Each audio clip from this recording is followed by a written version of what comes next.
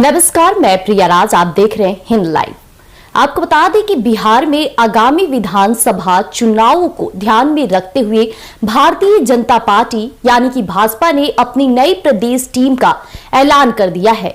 यह नई टीम न केवल संगठनात्मक रूप से बल्कि दृष्टिकोण से सशक्त नजर आ रही है, बल्कि कहा जाए तो जातीय और सामाजिक समीकरणों को साधने की भी पूरी कोशिश के साथ ही ये भाजपा पार्टी ने अपने कोर वोट बैंक के साथ साथ अन्य समुदायों को भी जोड़ने की रणनीति अपनाई है, जिससे आगामी चुनाव में उसे व्यापक समर्थन मिल सके और साथ ही साथ नई टीम में स्वर्ण, ओबीसी, अति पिछड़ा वर्ग, दलित और महादलित समुदायों से ताल्लुक रखने वाले नेताओं को शामिल किया गया है। इससे स्पष्ट है कि कहीं न कहीं भाजपा ने सामुदायिक और सामाजिक संतुलन बनाए रखने की पूरी कोशिश की है।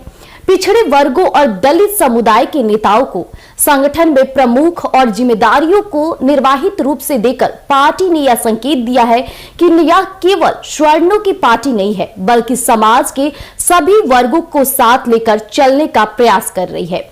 भाजपा की नई टीम में महिलाओं की भागीदारी को भी प्राथमिकता दी गई है। साथ ही साथ कुछ प्रमुख महिला नेताओं को संगठन में उपाध्यक्ष और महामंत्री जैसे अहम पदों पर नियुक्त किया गया है।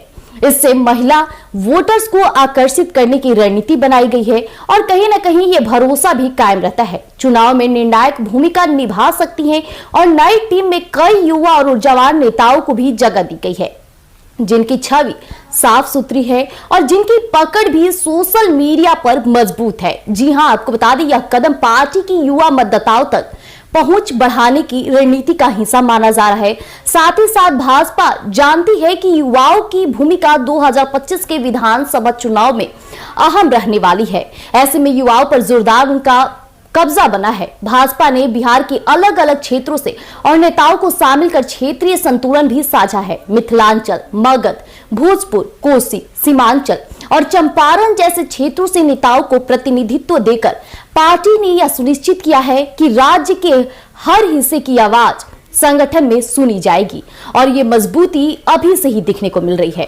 तो आइए हम आपको ड्राफ्ट पेश करते हैं, गौर फरमाइएगा तस्वीरों के माध्यम से।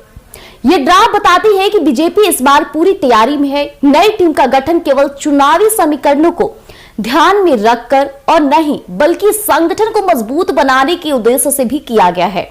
नए नियुक्त महासचिव और कहा जाए तो अध्यक्षों को जमीनी स्तर पर कार्य करने का अनुभव भी है।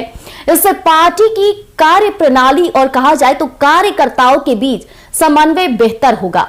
इसके साथ ही बिहार में भाजपा अभी एनडीए का हिस्सा है, लेकिन जदयू के साथ रिश्तों में आई खटास और क्षेत्रीय दलों के बढ़ते प्रभाव को देखते हुए भाजपा अपनी रणनीति में बदलाव ला रही है। इस टीम के गठन से यह भी संकेत मिलता है कि कहीं न कहीं अगर जरूरत पड़ी तो पार्टी अकेले चुनाव लड़ने के लिए भी तैयार है।